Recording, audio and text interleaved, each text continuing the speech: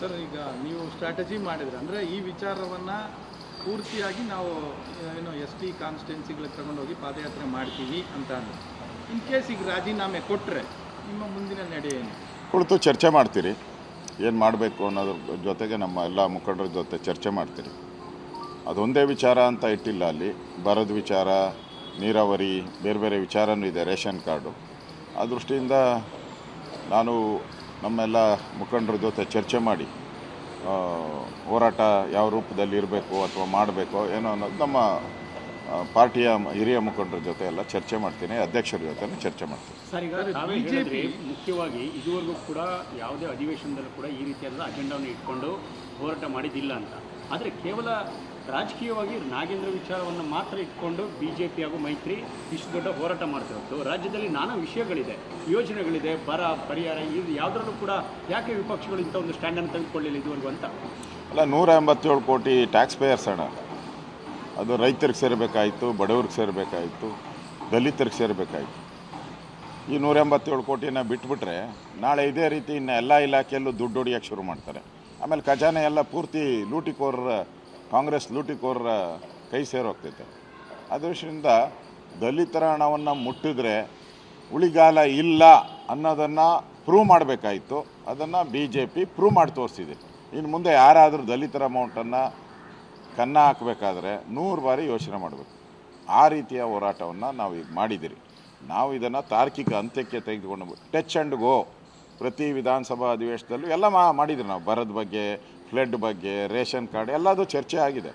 ಅದೇ ತಾರ್ಕಿಕ ಅಂತ್ಯಕ್ಕೆ ತಗೊಂಡು ಹೋಗುವಂಥದ್ದು ಭಾಳ ಇಂಪಾರ್ಟೆಂಟ್. ಅದನ್ನು ಈ ಬಾರಿ ಈ ವಿಚಾರವನ್ನು ತಾರ್ಕಿಕ ಅಂತ್ಯಕ್ಕೆ ತಗೊಂಡು ಹೋಗಬೇಕು ಅಂತ ತೀರ್ಮಾನ ಮಾಡಿದಿರಿ. ಇದನ್ನು ತಾರ್ಕಿಕ ಅಂತ್ಯಕ್ಕೆ ತೆಗೆದುಕೊಂಡು ಹೋಗಿದ್ದೀರಿ. ನಾಗೇಂದ್ರ ರಾಜೀನಾಮೆ ಶತಸಿದ್ಧ, ಪ್ರಶ್ನೆನೇ ಇಲ್ಲ. ಸರ್, ನಿನ್ನೆ CM ಇಲ್ಲೇ ನಿಂತು ಹೇಳಿದರು, ಈ ಇಡೀ ಅಧಿವೇಶನವನ್ನು BJP ಅವರು ಒಂದು ತಮಗೆ ಹೇಗೆ ಬೇಕೋ ಆ ರೀತಿ ಮಾಡ್ಕೊಂಡೇ ಹೊರತು ನಾವು ಚರ್ಚೆ ಮಾಡಿ ಯಾವ ವಿಚಾರವಾಗಿ ಚರ್ಚೆ ಮಾಡಿ ಅಂತ ಒಂದೇ ಒಂದು ಇದನ್ನು ಕೊಡಲಿಲ್ಲ ಸ್ಪೀಕರ್ ಅವರಿಗೆ. ನಾವು ಚರ್ಚೆಗೂ ನಾವು ಸಿದ್ಧ ಇದ್ವಿ. ಅವರಿಗೆ ಭಯ ಆಯಿತು, ಅವರ ಕಾಲದ ಎಲ್ಲ ಹಗರಣಗಳ ಬಗ್ಗೆ ನಾನು ಮಾತಾಡ್ತೀನಿ ಅನ್ನೋ ಭಯ ಶುರುವಾಯಿತು. ಹಾಗಾಗಿ ಈ ಕೆಲಸ ಮಾಡಿದೆ. ನಾಗೇಂದ್ರ ಲೂಟಿ ಮಾಡೋಕ್ಕೆ ಮುಂಚೆ ಅವನೇನು ದಲಿತ ಅಂತ ಗೊತ್ತಿರಲಿಲ್ಲ, ದಲಿತರ ಹಣ ಅಂತೇಳಿ ಗೊತ್ತಿರಲಿಲ್ಲ. ಲೂಟಿ ಮಾಡೋವಾಗ ದಲಿತರ ಹಣ ಗೊತ್ತಿರಲಿಲ್ವ? ಈಗ ದಲಿತ ಅಂತ ಹೇಳ್ತಾರೆ. ಮತ್ತು ಅವರೇನೋ ಚರ್ಚೆ ಮಾಡಿಬಿಟ್ರೆ ಏನೋ ಬದಲಾವಡ್ತೈತಾ? ವಿಧಾನಸಭೆ ಒಳಗಡೆ ಸಿದ್ದರಾಮಯ್ಯ ಒಪ್ಕೊಂಡಿದ್ದಾರೆ 89 ಕೋಟಿ ಲೂಟಿ ಆಗಿದೆ ಅಂತ ಅವರೇ ಒಪ್ಕೊಂಡಿದ್ದಾರೆ. ಇನ್ನೇನು ಬೇಕು ಕನ್ನಡಿ? ಅಂಗೈ ಹೂವಿನಿಗೆ ಕನ್ನಡಿ ಬೇಕಾ ಅಂತ ನೋಟಿಸ್ ಕೊಟ್ಟಿಲ್ಲ, ಹಂಗೆ ಚರ್ಚೆ ಮಾಡ್ತಾರೆ. ನೀವು ಪಾರ್ಲಿಮೆಂಟಲ್ಲಿ ಎಷ್ಟು ನೋಟಿಸ್ ಕೊಟ್ಟಿದ್ರಿ? ನೀವು ಧರ್ಮೇಂದ್ರ ಪ್ರಧಾನ್ ಏನು ಕಳ್ತನ ಮಾಡಿದ್ರಾ? ಲೂಟಿ ಮಾಡಿದ್ರಾ? ಕರಪ್ಷನ್ ಚಾರ್ಜಸ್ ಇತ್ತಾ? ಏನೂ ಇಲ್ಲ. ಇಲ್ಲಿ ನಾವು ಮಾಡ್ತಾ ಇರೋದು ದಲಿತರ ಅಮೌಂಟು ಲೂಟಿ ಮಾಡಿರೋದ್ರ ಬಗ್ಗೆ ಮಾಡ್ತಿದ್ದು. ಧರ್ಮೇಂದ್ರ ಪ್ರಧಾನ್ಗೊಂದು ಮಾನದಂಡ, ಜ್ಞಾನೇಂದ್ರಗೊಂದು, ಇವರು ನಾಗೇಂದ್ರನ್ಗೆ ಏನು ಮಾನದಂಡನ ಹೋಲಿಕೆನೇ ಮಾಡೋಕ್ಕಲ್ಲ. ಆ ವಿಚಾರನೇ ಬೇರೆ, ಇದು ಬೇರೆ. ಆದರೆ ಇದು ಸೀರಿಯಸ್ಸು. ಅವರೇನು ಕರಪ್ಷನ್ ಮಾಡಿಲ್ಲ ಅಲ್ಲಿ, ಆದರೂ ಅವ್ರು ರಾಜೀನಾಮೆ ತೊಗೊಂಡ್ರು.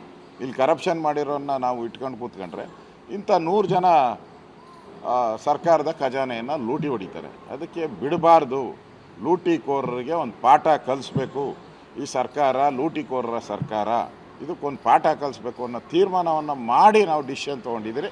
ಅದನ್ನು ತಾರ್ಕಿಕ ಅಂತ್ಯಕ್ಕೆ ತೆಗೆದುಕೊಂಡೋಗಿದೆ. ರಾಜೇಂದ್ರ ರಾಜೀನಾಮೆ ಆಗಲೇಬೇಕು, ಹಾಗೆ ಆಗುತ್ತದೆ. ಸರ್, ನಿನ್ನೆ RSS ಪಥಸಂಚಲನದಲ್ಲಿ ಭಾಗವಹಿಸಿದಂಥ ಇಬ್ಬರು ಶಿಕ್ಷಕರನ್ನು ಅದೆಲ್ಲ ದ್ವೇಷದ ರಾಜಕಾರಣ. ಈಗಾಗಲೇ ಸೆಂಟ್ರಲ್ ಗೌರ್ಮೆಂಟ್ ಆ್ಯಕ್ಟಿವ್ ಮಾಡಿದೆ. RSS ಯಾವುದೇ ರಾಜಕೀಯ ಪಕ್ಷ ಅಲ್ಲ, ಅದು ರಾಜಕೀಯದ ಬ್ಯಾನರ್. ಖರ್ಗೆ ಹೇಳೋ ರೀತಿ ಅದು ರಿಜಿಸ್ಟ್ರೇಷನ್ನೇ ಇಲ್ಲ.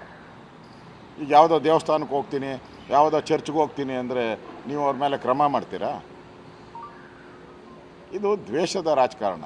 ಕೇಂದ್ರ ಸರ್ಕಾರ RSS ಶಾಖೆಗಳಿಗೆ ಹೋಗೋದಕ್ಕೆ ಯಾವುದೇ ನಿರ್ಬಂಧನ ಇಲ್ಲ ಅಂತೇಳಿ ಕೇಂದ್ರ ಸರ್ಕಾರನೇ ತೀರ್ಮಾನ ಮಾಡಿ ಆ್ಯಕ್ಟ್ ಮಾಡಿದ್ಮೇಲೆ ಈ ಥರ ದ್ವೇಷದ ರಾಜಕಾರಣ ಮಾಡೋದು ಒಳ್ಳೆಯದಲ್ಲ.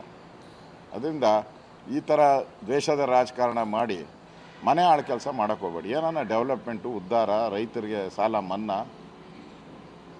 ಮತ್ತು ಹಳ್ಳ ಬಿದ್ದಿರೋ ರಸ್ತೆಗಳು ಕರ್ನಾಟಕದಲ್ಲಿ, ಬೆಂಗಳೂರಲ್ಲಿ ಗಾರ್ಬೇಜ್ ಸಿಟಿ, ಇವೆಲ್ಲ ಸ್ವಲ್ಪ ನೋಡಿ.